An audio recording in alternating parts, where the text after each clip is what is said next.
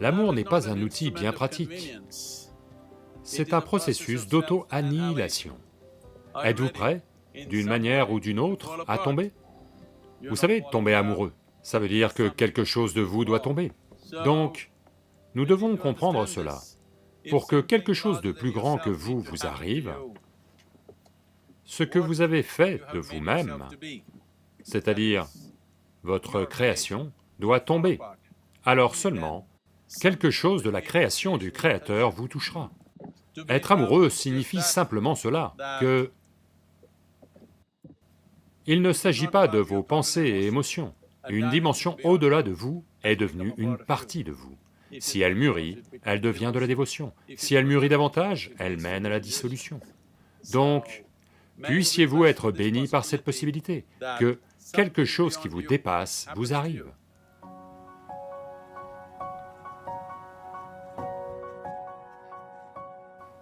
La vie est un phénomène fabuleux pour qui sait la surfer. Celui qui sait surfer une vague, vous pouvez voir à quel point c'est fantastique et fabuleux. Celui qui n'apprend pas à la surfer sera écrasé par elle, menacé par elle. Un très bon surfeur, son rêve, c'est un tsunami. Ce que tout le monde considère comme un grand danger, lui aimerait le surfer. Donc ce n'est qu'une question d'habileté et de compétence. C'est en cela que consiste la sadhana spirituelle. La spiritualité n'est pas un handicap, c'est une formidable émancipation. Si vous faites la bonne quantité de travail sur vous-même, vous pouvez surfer n'importe quelle vague de la vie, quelle que soit la forme qu'elle prend. C'est mon souhait et ma bénédiction, que chacun de vous devienne un surfeur de vagues. Quoi que la vie vous envoie, vous devez être capable de le surfer et de connaître la joie de vivre, car ce temps est compté.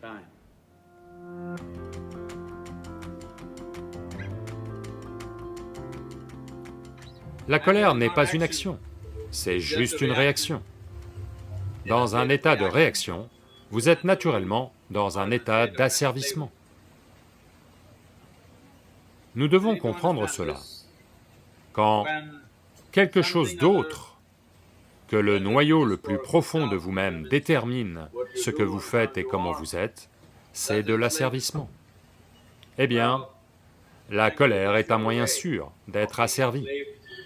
Mais beaucoup de gens pensent que la colère est une forme d'émancipation. Oui, si vous avez des ânes autour de vous.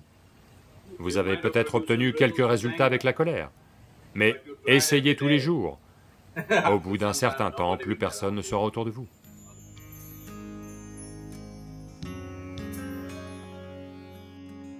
Qui vous êtes est entièrement votre fabrication, donc au moins la façon dont vous êtes devrait être à votre goût. Si vous n'êtes même pas à votre goût, pourquoi le reste du monde devrait-il vous supporter? Cette chose-là, vous devez la faire.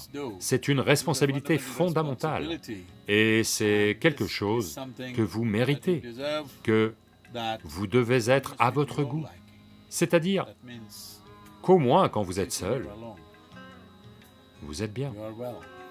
Lorsqu'on interagit avec le monde, il y a de nombreux défis, mais au moins quand vous êtes seul, vous devez être un événement merveilleux.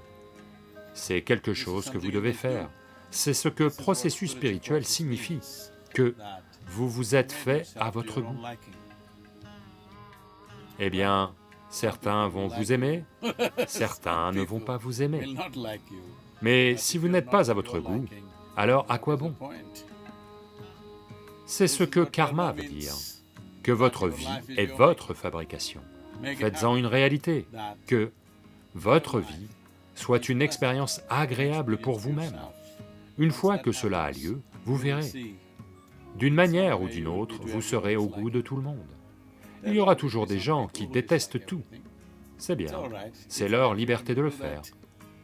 Mais la chose la plus importante, c'est que vous êtes tel que vous voulez être. À nous de jouer. Ingénierie intérieure, je vous le dis, vous devez vous façonner comme vous le voulez. Autrement, à quoi bon vivre ici?